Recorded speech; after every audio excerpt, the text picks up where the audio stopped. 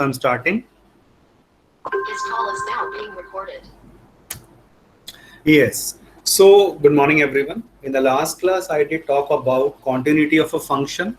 So, few questions were given to you in your homework, and none of you actually has submitted that work.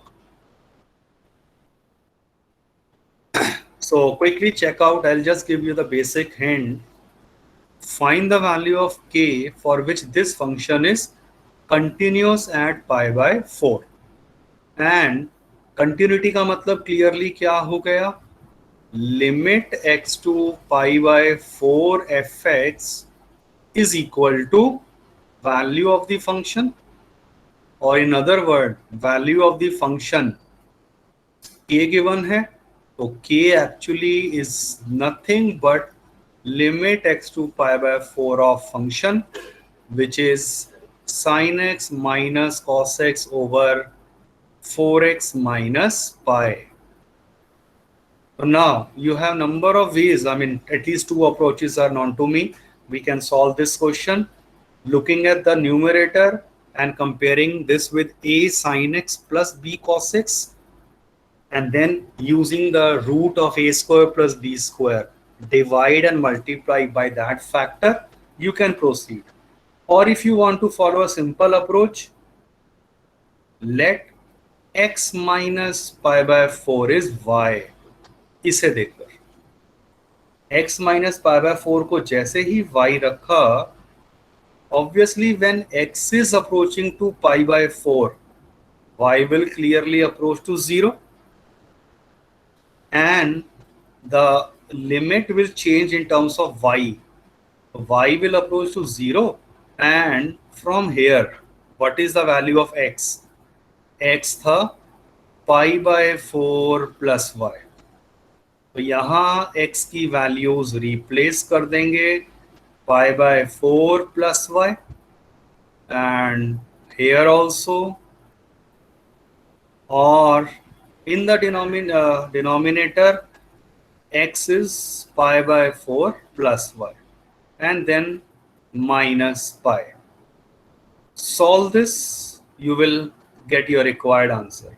तो ये ऊपर sin a plus b के formula बन गए, sin a cos b plus cos a sin b minus cos a plus b is cos a cos b minus sin a sin b. So remember, these are the formulas which will be used even in 12th also. When you open the bracket, यहाँ नीचे denominator में ये कितना आ रहा है, pi plus 4y और फिर minus pi. Pi will get cancelled out, or k will be sin pi by 4 cos pi by 4, all are 1 by root 2. इनकी वैल्यूज मुझे पता है, तो ये तो पहले ही बाहर, और क्या बचेगा cos y plus sin y, और यहां से minus cos y plus sin y, and this divided by 4y. This is 1 by 4 root 2 आ गया, अलग कर दिया, और cos से cos cancel, 2 sin y by y. You can easily, sorry ये लिमिट लिखना भूल गया मैं यहाँ, so limit y to 0, so limit y to 0, simplify, you will get your required answer 2 by 4 root 2 into ये limit y to 0 sin y by y, this limit is 1, you will have your required answer as 1 by 2 root 2. तो अब ये 2 marker board में दे दिया गया है.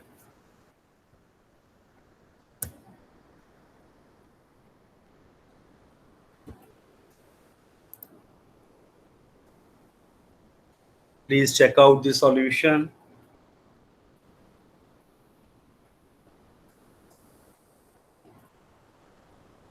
Try to attempt the same question using any alternative way if you are aware of that. If it would have been a 1 marker, तब तो मेरे लिए कहीं आसान था. I could have used L hospital rule to evaluate this limit, but that is not a part of our CBSE curriculum. But for a one marker, I can always take a liberty of using any different approach, even that is not in our syllabus. I will not discuss this question at least. ये तो बहुत simple है. If not done, please do it. Simple idea है, 1 के ऊपर continuous है, तो left hand limit of the function will equal to the right hand limit of the function, and this will equal to the value of the function. तो equations क्या आएंगी वो देखते ही पता है, मैं आपको हिंट दे चुका हूं. x को सीधा a रख देना, ये लिमिट तो पूरा करना है, but equations would be first ये 11 के साथ आ जाएगा कंपेयर होकर, and second would be 5a minus 2b is also 11. Solve them together, you will get the value of a and b. But we have to use the proper definition of the limits. तो proper solve करके दिखाना है, then only you will arrive at these two linear equations.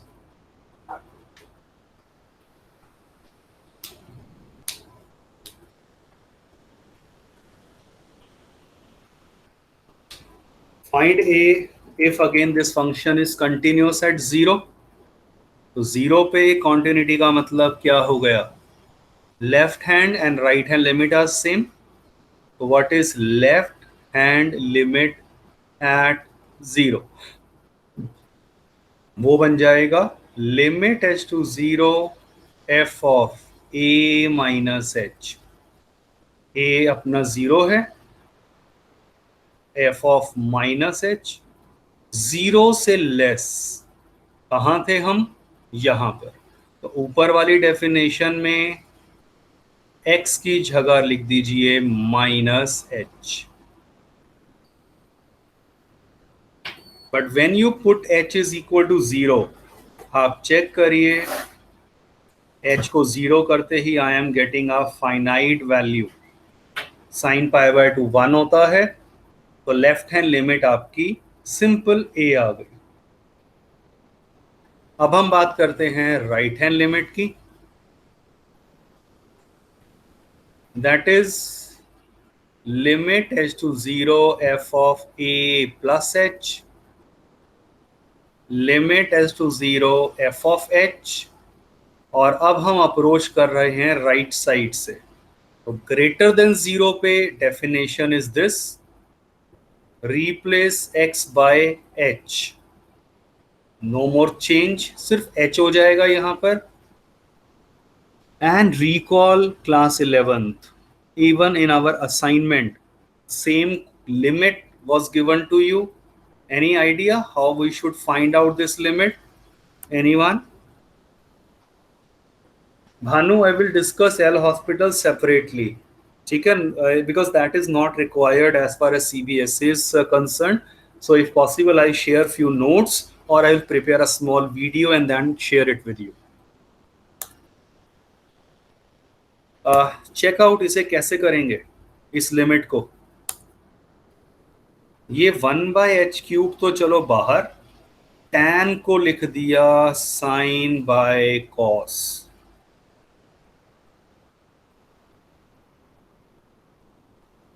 The most important step of this question. Now from the numerator, take out sin outside and take LCM. तो I hope it's clear. ये आ जाएगा.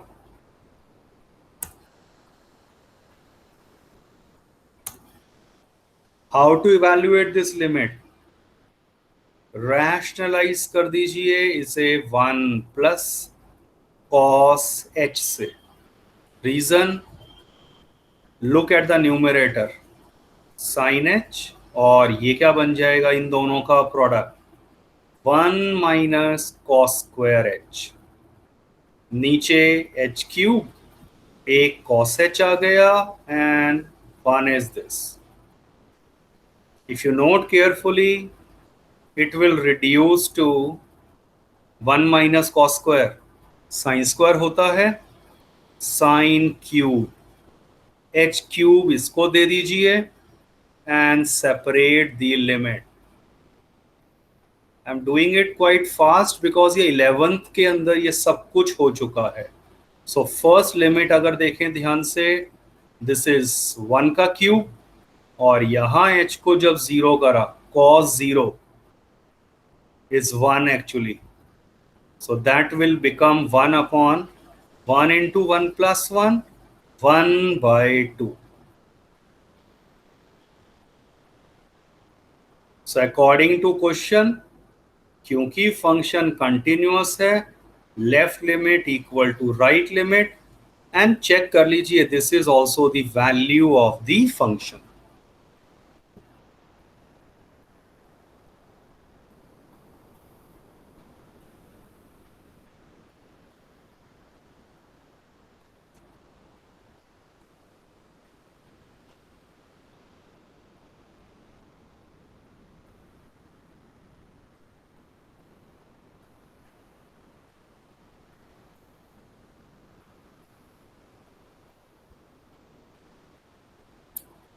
Any doubt?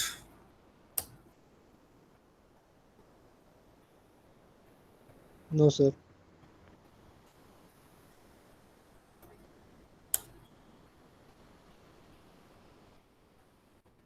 Similarly, if not done, please do this question in your homework. Simple limit निकालने का है, very direct question. Now I am going to start with the basic idea of differentiability.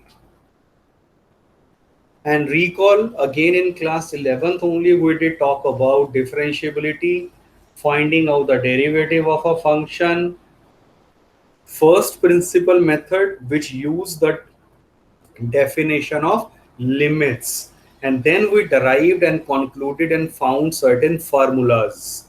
So we will be quickly going through and revising all those things. Anyway, what do we mean by the differentiability of a function at a point? Let's say f is any real function and a is any point in its domain. Then the derivative of f at a is defined as the following limit. I'll tell the geometrical significance also. Initially, please recall this definition, and this is nothing but your first principle right hand derivative का expression. First principle class 11th एक बार recall कर लेना, देख लेना. So this f dash a derivative at a point x is equal to a exists only if this limit exists finitely. मतलब limit infinity या minus infinity नहीं आना चाहिए. And in fact the complete expression is right hand derivative. This expression is for right hand derivative, and this is the expression for the एक minute, zero minus है तो यहां पर ये आएगा, ये थोड़ा करेक्शन है, ये लेफ्ट हैंड डेरिवेटिव का एक्सप्रेशन ये हो जाएगा, माइनस आएगा ऊपर और नीचे. But for a problem solving you must be able to recall we are making use of this expression. Any one of them is sufficient in general.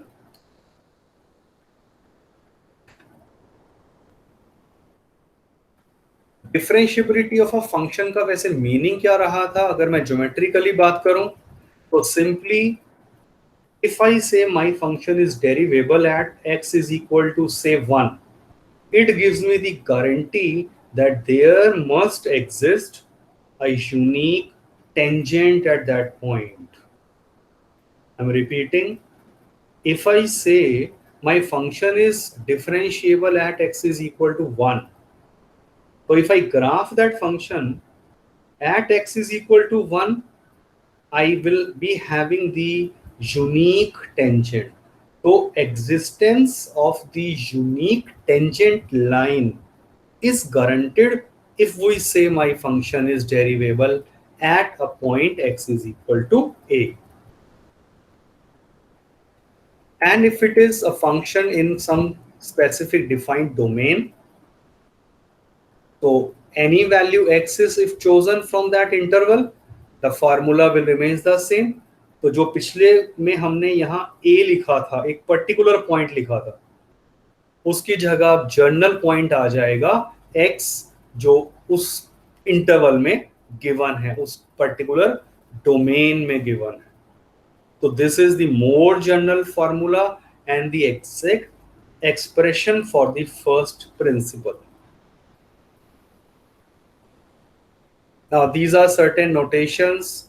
Derivative f dash x जिसको हमने d by dx भी कहा था, dy by dx भी कहा था, y dash भी कहा था और y1 भी कहते हैं. So these are all different kind of notations for the derivative of a function.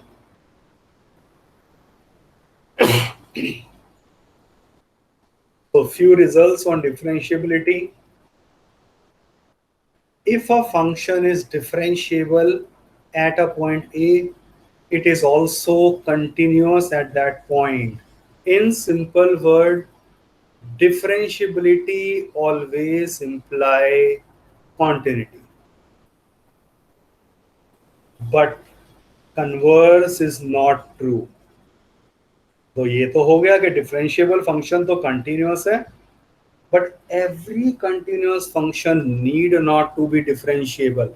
So if some function is continuous, that may or may not be differentiable. तो बोर्ड में कई बार इसी को जस्टिफाई करने के लिए कहा गया है, 1 मार्कर या 2 मार्कर, कि justify this statement by giving the example. Check out mod x. हमें पता है ये कंटिन्यूस होता है 0 के ऊपर. क्विकली चेक करिए, ये हम प्रूफ सारे कर चुके हैं कंटिन्यूटी निकालने का, और अब बात कर रहे हैं हम डेरिवेटिव्स की. तो अब डेरिवेटिव देखिए 0 के ऊपर right hand derivative. This is the expression for right hand derivative. Check this out. So what is this derivative? 1 आ रहा है. तो right hand derivative of mod x जो है वो 1 है. अब लेफ्ट हैंड डेरिवेटिव निकालते हैं. लेफ्ट से आ रहे हैं तो mod ऑफ h जो है, mod ऑफ h वो माइनस h बन जाएगा. सिंप्लीफाई, ये आ गया -1 के equal. Clearly left and right hand derivative are not equal, hence the function is not differentiable at 0. At 0. ठीक है, ये करेक्शन है, यहां 0 आएगा. इसको विजुलाइज करते हैं ग्राफिकली. तो कंटिन्यूटी की जब मैं बात करूं सेम फंक्शन, तो mod x कंटिन्यूस होता है, बट हमने देखा इट इज नॉट डिफरेंशिएबल. तो this is the graph of mod x, and by continuity what we have learn, if I graph the function without lifting my pen, so you can check it out. I can easily graph like this. mod x is continuous. But अब मैं अगर इसके derivative की बात करूं, look at the blue colour वाली lines. तो हमने चेक कर लिया कि राइट साइड पे डेरिवेटिव आ रहा था 1 के इक्वल, फिक्स है. लेफ्ट साइड पे डेरिवेटिव आ रहा है -1 के इक्वल. तो again there is a break in the graph.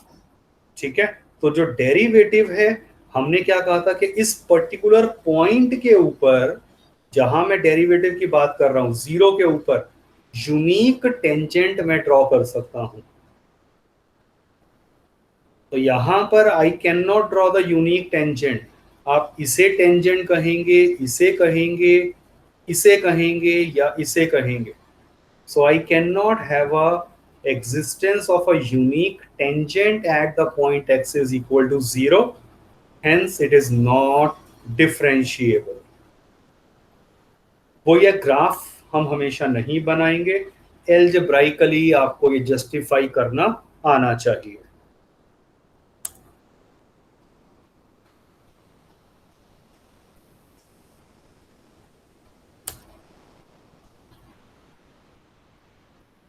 Check out this question. Prove that this function is not differentiable at 1. तो ये तो डेफिनेशन ही चलो यहाँ बता दिया है, ये Excuse me. रूल है। यस सर मेरा एक डाउट मॉडेक्स के ग्राफ को लेके है। सर अगर हम 0 पे 0 माइनस एच और 0 प्लस एच रख दे तो वहाँ पे हम टेंजेंट बता सकते हैं, यूनिक टेंजेंट। तो और फिर sir limit h tends to 0 लगा के एच की वैल्यू डाल देंगे 0, तो फिर वो डिफरेंशिएबल हो जाएगा 0 प्लस एच और 0 माइनस एच की वजह से। नो, आप कंटिन्यूटी की बात कर रहे हैं, कंटिन्यूटी हो रही है जिसमें में आप बता रहे हैं कि मैं लेफ्ट से आ रहा हूं या राइट से आ रहा हूं, both the way I am getting the same value of the function as the limit of the function, तो इसीलिए कंटिन्यूअस हो जाएगा।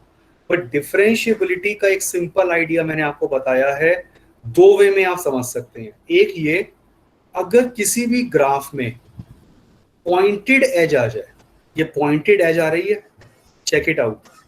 पॉइंटेड एज आने का मतलब क्लियरली ये ग्राफ कंटिन्यूअस नहीं है, क्योंकि यहां पर आप यूनिक टेंजेंट निकाल ही नहीं सकते हैं।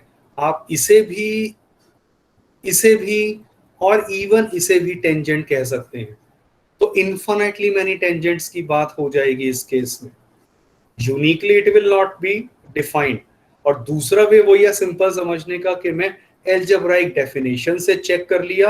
आप लॉजिकली सोचिए, चलो एक चीज और इजी वे में बताता हूं। एफ एक्स मॉड एक्स है, मॉड एक्स की डेफिनेशन क्या होती है? X whenever x is greater than or equal to 0, minus x whenever x is less than 0।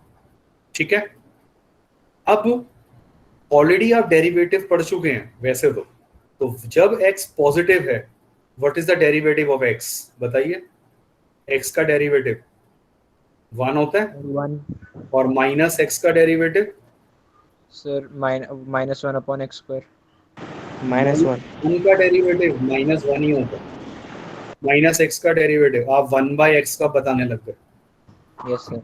Minus x का डेरिवेटिव -1, तो by the basic fundamental definition also you can check it out, ये 1 है, ये -1 है, right? तो जब आप 0 पे अप्रोच कर रहे थे, डेरिवेटिव डिफरेंट आ रहा है, तो left hand derivative is not equal to that your right hand derivative. I hope the idea is quite clear. Yes sir. सोच के देखना थोड़ा और बेटर, तब क्लियर हो जाएगा। चलिए इस क्वेश्चन को देखते हैं।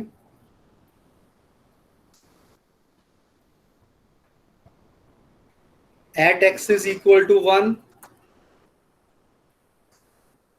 ये वैल्यूज को निकाल लिया थोड़ा, ठीक है, because I am going to use this in the definition. अब हम लगा, ये वैल्यूज हम पीछे निकाल चुके थे। अब 1 के ऊपर check it out right hand derivative, ये एक्सप्रेशन बनेगा राइट हैंड डेरिवेटिव का। और अब हम 0 प्लस राइट साइड से अप्रोच कर रहे हैं, तो मॉड एच के इक्वल आ जाएगा, द लिमिट इज 1। अब देखते हैं left hand derivative, this is the expression, और अब मॉड एच माइनस एच के इक्वल हो जाएगा व्हेन एच इज नेगेटिव, और ये लिमिट आ गई -1 के इक्वल। Again the same idea, they are not equal, hence the function is not differentiable at 1। Please make a note of it, very important concept। Limit निकालनी अगर आपको आती हैं, then you will find continuity और differentiability is quite easy। to understand and to forgo for the problem solving. तो limits का concept 11th class का please एक बार फिर रिविजिट और रिवाइज कर लीजिए। और ये सारी बेसिक डेफिनेशंस, ये सब चीजें ऑलरेडी हम 11th में भी डिस्कस कर चुके हैं।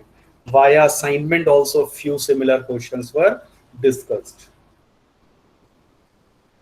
So things are interrelated, no escape from what you did or you haven't done in class 11th. Now, in fact, it reminded me the latest is this circular is being released by CBSE yesterday itself. Some of you might have gone through the same. तो अब आपका pattern जो है वो थोड़ा change कर दिया गया है। You will be having a semester system kind of a thing. तो नवंबर में you will be having your semester 1 examination, mid term जिसको कह सकते हैं। जनरली एक्सपेक्टेड है, अगर सिचुएशन बहुत बेटर नहीं होती है तो वो स्कूल लेवल पे ही जैसे रहा। पेपर जो है वो सीबीएसई से आने वाला है।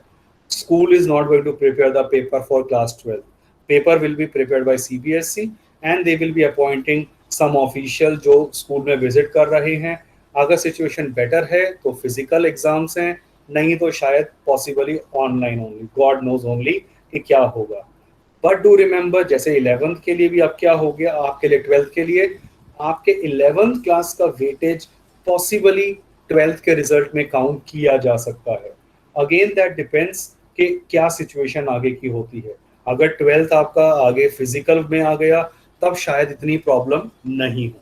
अदरवाइज वही जैसे इस जो प्रेजेंट 12th है, इफ यू आर अवेयर, तो प्रेजेंट 12th के लिए 11th क्लास का 30% वेटेज लिया गया है and number of students do not take class 11 seriously.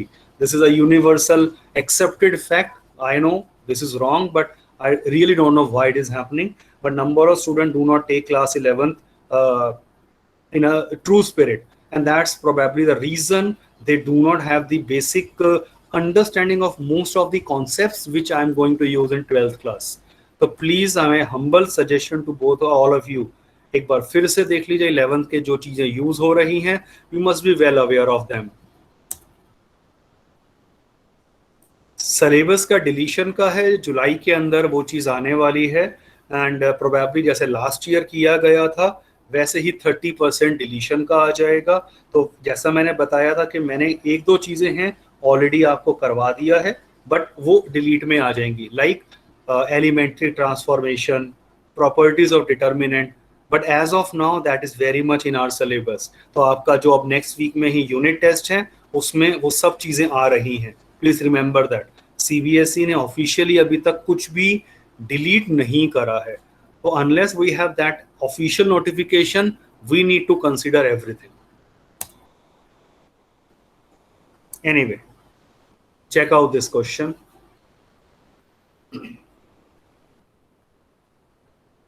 Greatest integer function और 0 से 3 में कह रहे हैं प्रूव करो कि it is not differentiable at x is equal to 1। तो बेसिक डेफिनेशन फिर वही रिपीट कर दिया यहां पर।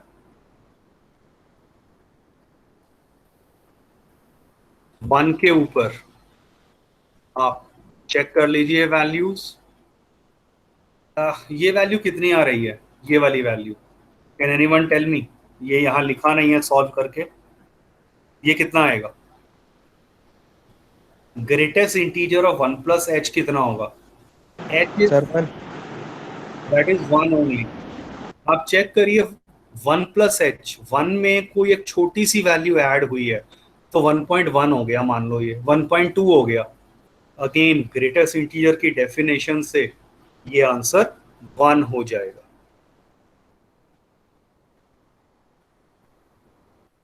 यहां पर ये डायरेक्ट यूज कर दिया है कि ग्रेटेस्ट इंटीजर जो है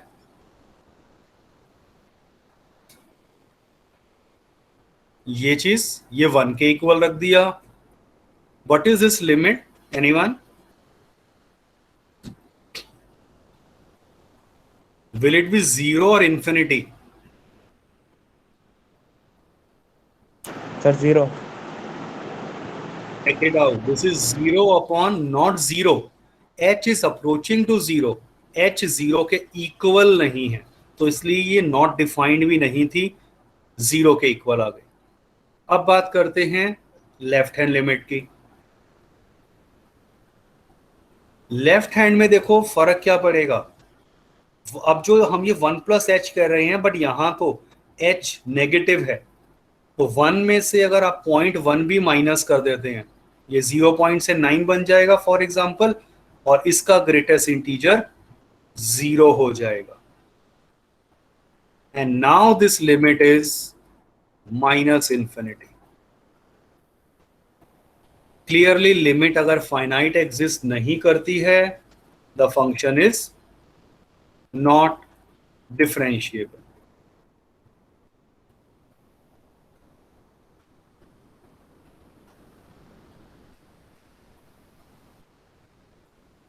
और सेम क्वेश्चन 2 के ऊपर कहा था, तो I can move on very quickly, check this out. अब ये वैल्यू कितनी आ गई, 2 आएगी।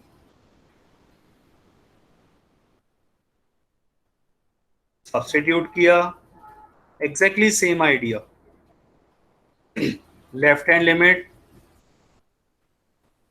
-∞, limit does not exist, means it is not differentiable at 2 also.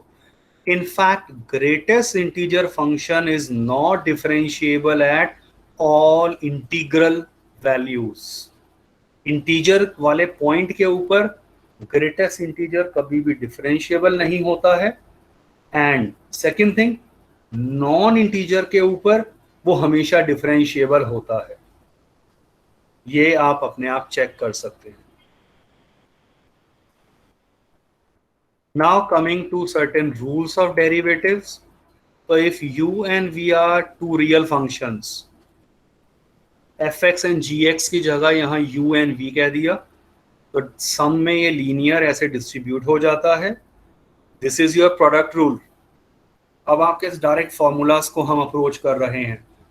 First function, second function, first as it is derivative of second plus second as it is derivative of first. So this is your product rule.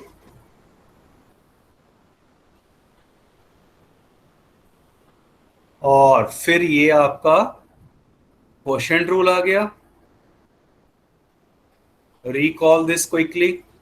नीचे वाले को हम first कह देते हैं और इसे second, नीचे वाले का स्क्वायर, और फिर first as it is derivative of second minus second as it is derivative of first. So this is your quotient rule.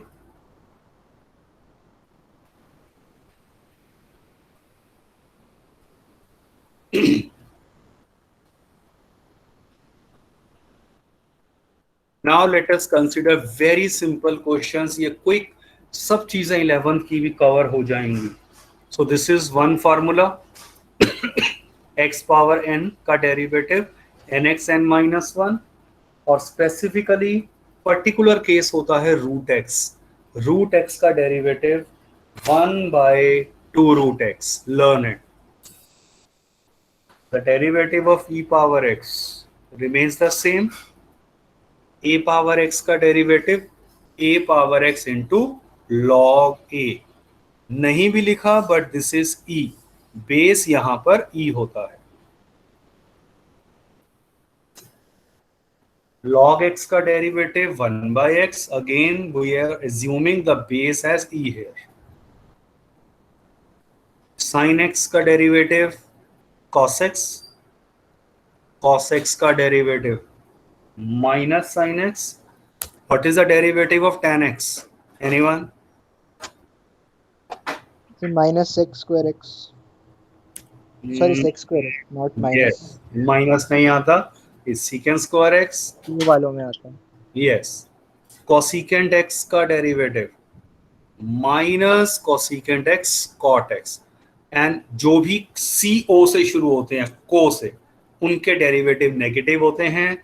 Likewise secant x का डेरिवेटिव इजी है, secant x tan x। cot x का derivative minus cosecant square x और अब हम बात करेंगे new formulas की। 3 formula सिर्फ मैं लूंगा। पहले यहां तक तो है what ever you have learn in your previous classes. In fact 1/x का डेरिवेटिव भी कॉमन यूज होता है, -1/x²। 1/x² का डेरिवेटिव -2/x³। तो ये कॉमन एक्सप्रेशंस में यूज होता है, ये भी आपको याद होने चाहिए।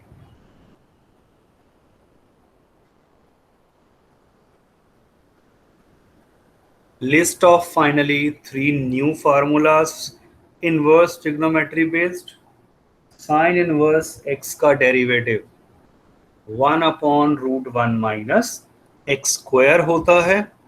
और अगर cos इनवर्स का डेरिवेटिव पूछते, cos इनवर्स का यहां माइनस आ जाएगा, तो वो हमें रिक्वायर्ड नहीं है इन जनरल, याद रखना, क्योंकि साइन इनवर्स सफिशिएंट होगा, क्योंकि हम कॉस इनवर्स को हमेशा साइन इनवर्स में चेंज कर सकते हैं। क्विकली चेकआउट कॉस इनवर्स, ये लिखा ही है, चलो यहाँ, एंड tan इनवर्स का फॉर्मूला 1/1 + x²। इसी तरह से कॉसिकेंड इनवर्स, सीकेंड इनवर्स, उनके भी फॉर्मूलाज आएंगे, but that we will take later on. पहले बेसिक फोकस जो पिछले फॉर्मूलाज आपके रहे हैं and this new formulas. So learn these formulas.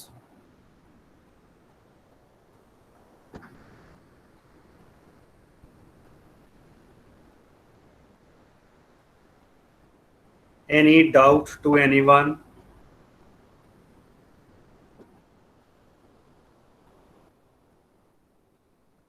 No sir. और चलिए, I'll cover next topic in the next class.